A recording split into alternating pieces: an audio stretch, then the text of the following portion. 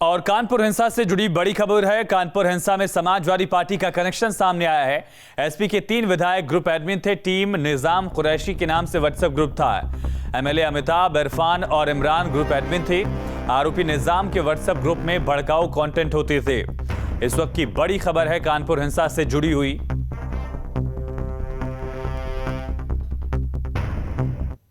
PFI का हाथ, SP नेताओं का पत्थरबाजों से प्रेम, व्हाट्सएप ग्रुप टीम निजाम कुरैशी से खुलासा। कानपुर हिंसा की जांच जैसे जैसे आगे बढ़ रही है, वैसे वैसे चौंकाने वाले नए खुलासे भी हो रहे हैं। पुलिस ने सबसे पहला एक्शन साजिश रचने वालों पर करा और मुख्य आरोपी हयात जफर हाशमी को दबोच लिया।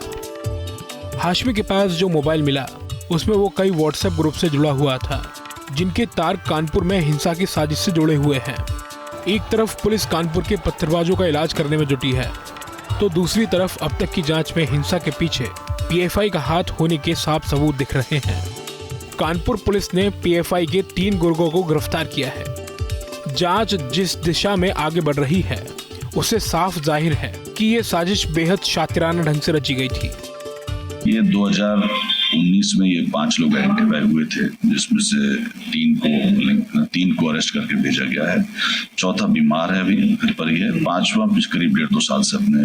तो ये 2019 में आइडेंटिफाई किए गए थे और वर्तमान परिवेश में इनका कुछ लिंक मिल रहा था, जिसी में कानपुर के अंदर और हो सकते हैं, लेकिन ये 5 पूर्व के आइडेंटिफाइड थे जिन पे कार्रवाई की गई। 3 गिरफ्तार हुए हैं जी, 2 नहीं मिल रहे हैं या बीमार नहीं, चौथा यहीं पर है बट बीमार है। यूपी पुलिस उन व्हाट्सएप चैट को भी रिकवर करने की कोशिश में जुटी है, जिन्हें मुख्य आरोपी हाशमी ने पुलिस के डर से डिलीट कर दिया था। इसके साथ ही कानपुर हिंसा में राजनीतिक एंगल भी मिलने की खबर है।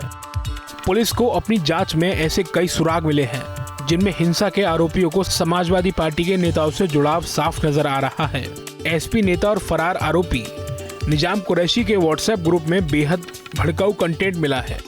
व्हाट्सएप पर निजाम ने एक टीम निजाम कुरैशी ग्रुप बना रखा था, जिसमें मैं हिंदुओं की दुकानों को सामान ना खरीदने और उनका बहिष्कार करने की बातें लिखी गई। हैरानी की बात तो ये है कि हिंदू विरोधी प्रोपेगेंडा करने वाले ग्रुप में शहर के 3 समाजवादी पार्टी विधायक और शहर अध्यक्ष भी जुड़े हैं। इतना ही नहीं, इस ग्रुप में एसपी विधायक अमिताभ वाजपेयी, इरफान सोलंकी और एसपी नगर अध्यक्ष मोहम्मद इमरान को ग्रुप एडमिन भी बना रखा था। कानपुर को हिंसा की आग में झोंकने के लिए जो वक्त तय किया गया था, उसके पीछे पहली नजर में ही गहरी साजिश दिखाई देती है। पुलिस की जांच में अब तक जो खुलासे हुए हैं, उससे हिंसा करने वालों पर और उनके मददगारों के चेहरे बेनकाब होते दिखाई दे रहे हैं। तो टीम निजाम कुरैशी के नाम से व्हाट्सएप ग्रुप था। ज्यादा जानकारी के साथ संवाददाता अनिल यादव हमारे साथ लाइव कनेक्ट है। अनिल, समाजवादी पार्टी के 3 विधायक और हिंसा की इतनी बड़ी साजिश, क्या मायने इसके और क्या स्पष्टीकरण अब तक समाजवादी पार्टी ने इस पर दिया है? बिल्कुल, देखिए, स्पष्टीकरण की जगह सब मौन साथ दिया है बीजेपी समाजवादी पार्टी के तमाम नेताओं ने। इरफान सोलंकी, अमिताभ वाजपेयी और समाजवादी पार्टी के जो नगर अध्यक्ष हैं, वो इन ग्रुप में या तो शामिल हैं या इन ग्रुप्स के एडमिन हैं।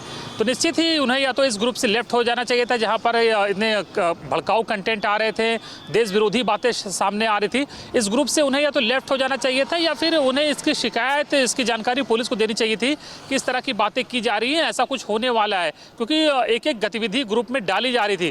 तो निश्चित ही इन विधायकों ने, इन नेताओं ने ना तो ग्रुप से खुद को लेफ्ट किया और ना ही पुलिस को इसकी जानकारी दी। तो जनप्रतिनिधि होने के नाते ये उनका दायित्व था कि अगर देश विरोधी बातें कहीं हो रही, किसी व्हाट्सएप ग्रुप में हो रही है, उनके पास जानकारी है तो पुलिस से वो शेयर करें। लेकिन इस मामले में ऐसा कुछ नहीं हुआ और अभी फिलहाल इन सभी ने मौन साध लिया है। इरफान सोलंकी को हम जब भी फ़ोन लगाते हैं तो वो कहते हैं मैं शहर से बाहर हूँ, बाद में मुलाकात हो पाएगी। और अमिताभ वाजपेयी का नंबर अभी फिलहाल बंद जा रहा है। तो इन तमाम नेताओं से हम संपर्क साधने की कोशिश करेंगे और जानने की ये भी जानेंगे कि जिस तरह से वो ग्रुप एडमिन थे या ग्रुप में शामिल थे, तो इस तरह के जब भड़काऊ कंटेंट आ रहे थे तो उन्होंने मौन क्यों साध रखा था, पुलिस को इसकी जानकारी क्यों नहीं दी। बिल्कुल अनिल, एक तरफ समाजवादी पार्टी ने हिंसा को लेकर सवाल उठाए थे, कानून व्यवस्था पर सवाल उठाए थे, लेकिन दूसरी तरफ उन्हीं के लॉ मेकर्स, उन्हीं के विधायक ये पूरी साजिश देख रहे थे, समझ रहे थे, इसके बावजूद चुप्पी साधे हुए थे। सवाल बहुत बड़ा दिख रहा है यहाँ पर। बिल्कुल, देखिए ये सारा ये बयान शुरू हुआ है बीजेपी के दो प्रवक्ताओं द्वारा, नेताओं द्वारा। उन्होंने प्रॉफिट मोहम्मद पर कुछ टिप्पणी करी, उसको लेकर मुस्लिम आक्रोश में आए और भी इस तरह के ग्रुप में बातें जब लिखी गई देश विरोधी, तो यहाँ पर समाजवादी पार्टी के नेता शामिल हैं इस ग्रुप में और उन्होंने इसकी पुलिस को जानकारी नहीं दी। तो निश्चित ही यहाँ पर अलग अलग दलों के या अलग अलग नेताओं का रोल जो है वो देखने को मिल रहा है कि कुछ नेताओं की वजह से ये पूरी हिंसा सामने आई और कुछ नेताओं को इस हिंसा की जानकारी थी तो उन्होंने इसकी जानकारी पुलिस से शेयर नहीं की, और अगर समय रहते उन्होंने पुलिस को बता दिया होता तो निश्चित ही इतनी बड़ी घटना ना होती और इस घटना को शायद पहले रोका जा सकता था और जो साजिश करते थे उन्हें पहले ही धर दबोच लिया गया होता। बिल्कुल अनिल, तमाम जानकारी के लिए बहुत शुक्रिया आपका। तो कानपुर हिंसा केस में पुलिस लगातार छानबीन कर रही है, नए आरोपियों की तलाश पुलिस सरगर्मी से कर रही है और मुख्य आरोपी हाशमी की पत्नी का यह दावा है कि हाशमी ने ही बंद बुलाया था। देखिए।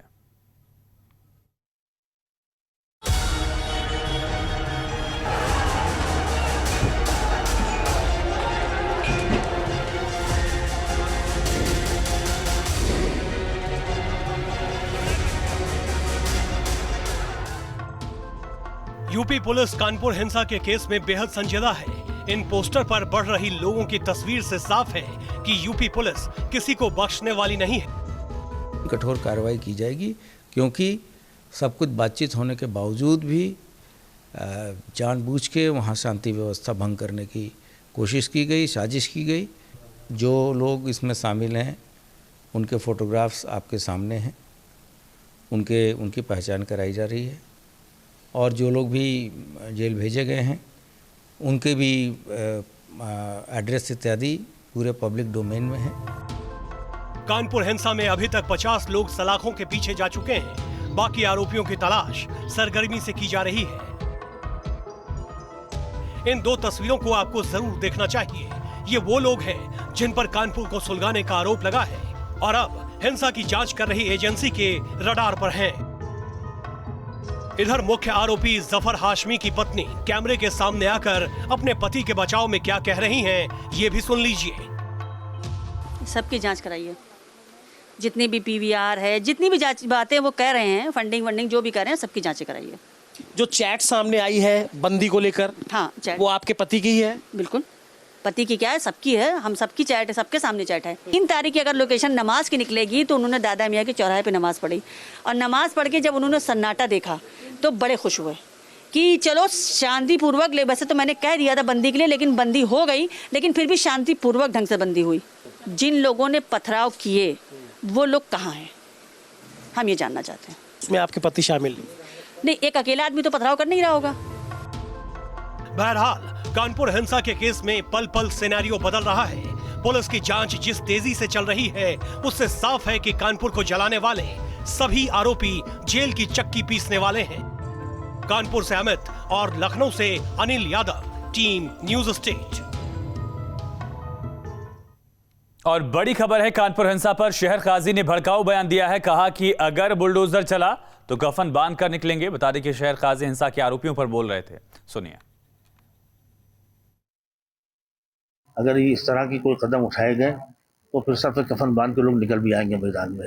ज़्यादा दिन इंतजार नहीं कर पाएंगे। अब ज़्यादती की इंतहा, सब्र का इंतहा हो रही है। अगर मतलब होना है तो फिर ठीक है, वो हम कानून को तो तोड़ते नहीं ना, कानून को भी तोड़ा हमने, लेकिन ये तो हमें हक है कि ठीक है भाई हम मरने के लिए निकले आ रहे, मानो सब कफन बांध के निकल पड़ेंगे फिर।